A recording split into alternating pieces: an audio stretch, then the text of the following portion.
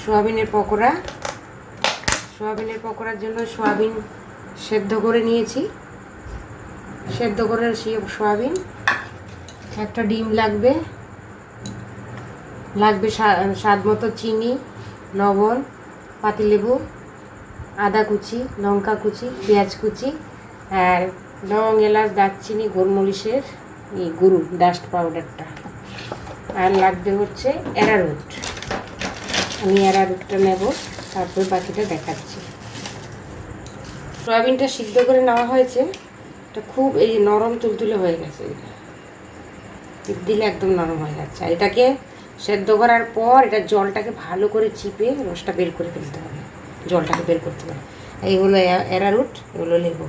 আমি এবার লেবুটা মাখিয়ে রাখবো, রসটাকে চিপে এর মধ্যে মাখিয়ে রাখবো। সেদ্ধর সময় লবণ দিয়ে দিয়েছিলাম, লবণ দিতে হবে না।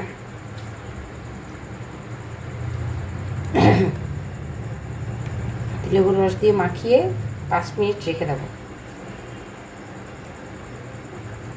শুধু পাতিলেবুর রসটা দিয়ে এখন মাখিয়ে রাখবো,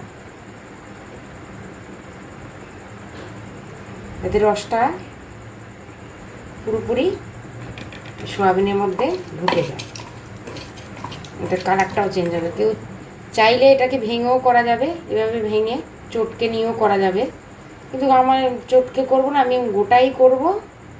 মোটামুটি এরকম করে জাস্ট একটা টিপ দিয়ে একটু নরম করে নিয়ে এইভাবেই আমি ডোটা এসে করে নেব। পাতিলেবুর রস মাখিয়ে রাখা হয়েছে 5 মিনিটের জন্য।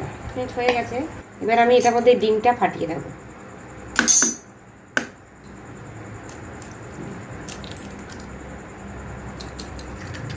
এটাকে ডিম দিয়ে ভালো করে, এই যে ডিমটা রয়েছে, ডিমটা দিয়ে এটাকে মাখাবো ভালো করে। এটাতে কোনো জল ইউজ হবে না, ডিমটাকে মাখিয়ে নেওয়া হয়েছে। ডিমটা মাখালাম প্রথমে, মাখানোর পরে এবার পরপর আমি সব কিছু দিয়ে দেবো। এই দিয়ে দিলাম স্বাদ মতো লবণ, আদা কুচি, কাঁচা লঙ্কা কুচি, তারপর একটু চিনি। এখানে আমি 1 প্যাকেট সোয়াবিন নিয়েছি, ছোটো যে 10 টাকা প্যাকেটগুলো হয় সেই 1 প্যাকেট। আর এই যে পেঁয়াজটাকে একেবারে জিরি অনেকে মানে ইসে দিয়ে করলেও হয়, মানে পেঁয়াজের বাটা দিলে বেশি ভালো হয় না, এটাকে এইভাবে একদম জিরি করে কুচাতে হবে। কুচে এই পেঁয়াজটাকে একটা ডলা দিলে, এই যে চাপ দিয়ে ডলা দিলে এটা এরকম নরম ছোটো হয়ে যাচ্ছে। এবার এই পেঁয়াজটাকে আমি এর মধ্যে দিয়ে দেবো।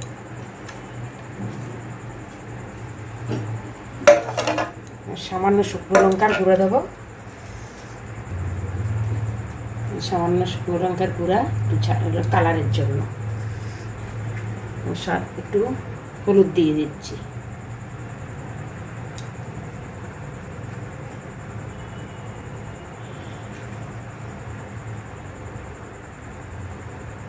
বেশি হলুদ দিয়ে দিলে তিতো হয়ে যাবে এটাকে। এবার মাখাতে হবে এটাকে ভালো করে,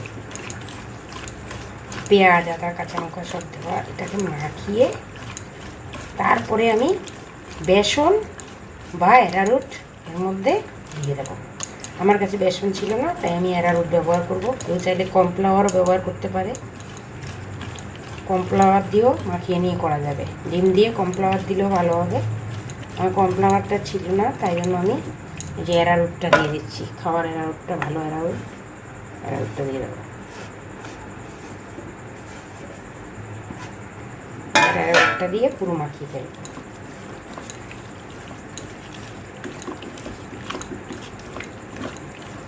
বেশ মানে এমনভাবে মাখাতে হবে যে জিনিসটা মানে ঝোল না হয়, একদম গায়ে লেগে থাকবে জিনিসটা। এবার মাখিয়ে আবার 2 মিনিট রেখে দেবো। সব কমপ্লিট হয়ে গেছে। এবার আমি স্বাদ মতো, এটা হলো এলাচ, দারচিনি, গরম মশলা, জায়ফল, জয়িত্রী সব মেশানো আছে, গোলমরিচ ভাজা। এটা মশলাটা ঘরে বাড়িতে বানানো হয়েছে। এই মশলাটাকে এবার উপর দিয়ে এবার আমি পকোড়াটা বানাবো। পকোড়াটা বানানোর জন্য আমি ভাজার কড়াইতে তেল দিয়ে দিয়েছি। এবার এটাকে ভালো করে মাখিয়ে নিই একটু।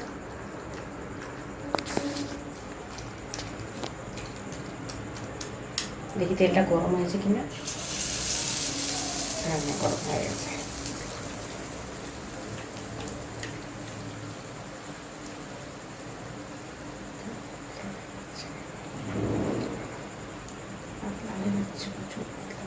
মেখে নিলাম,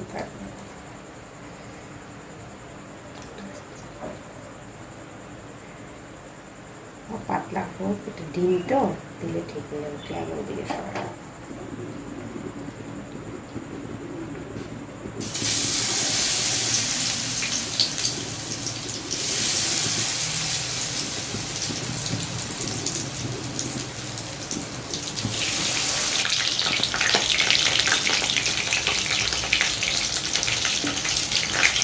পুরো খাস্তা হয়ে গেছে। আমি সয়াবিনটাকে তো আমি চটকে দিইনি সেদ্ধ করে, সেদ্ধ করার পরে গোটা গোটাই রেখেছি। মিশ্রণটার সাথে আর ডিমের সাথে সব মাখিয়ে দেওয়াতে এটা নিজে নিজে জয়েন হয়ে গেছে। এক জায়গায় 3-4টে করে করে সয়াবিনের সাথে জয়েন আছে। এটা খেতে টেস্টটাও আর একটু আলাদা হবে, চটকে দিলেও অতটা ভালো লাগবে না। বেশ খাস্তা মুড়মুড়ে হয়েছে। মানে এই যে নাড়া দিয়ে মানে এমনি ডিমের ইসেতে ডোতে অ্যারারুটে এটা বেশ খাস্তা হয়ে গেছে। জিনিসটা এখন মুড়মুড়ি হয়ে গেছে। এত সুন্দর হয়েছে জিনিসটা, বেশ সুন্দর স্মেল, সুন্দর সেন্ট বেরিয়ে গেছে। এবার আমি এটাকে নামাবো, একটা করে নামাবো প্লেটের মধ্যে।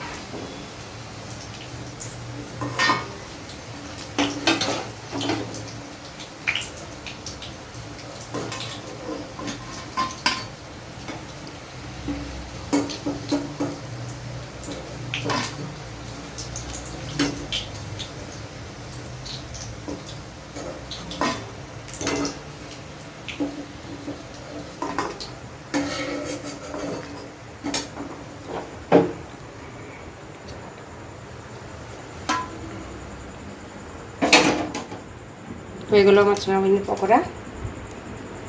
এটা কাঁচা লঙ্কা, এটা চিলি সস, টমেটো সস, এটা পার দিয়ে দিচ্ছি। ছেলে বিকেলবেলা বলছিল বারবার করে দেখি কিছু স্ন্যাক্স বানিয়ে দাও মা, তাই আমি সময় পাচ্ছিলাম না বলে আজকে করে দিলাম। হয়ে গেল, আমার তৈরি হয়ে গেল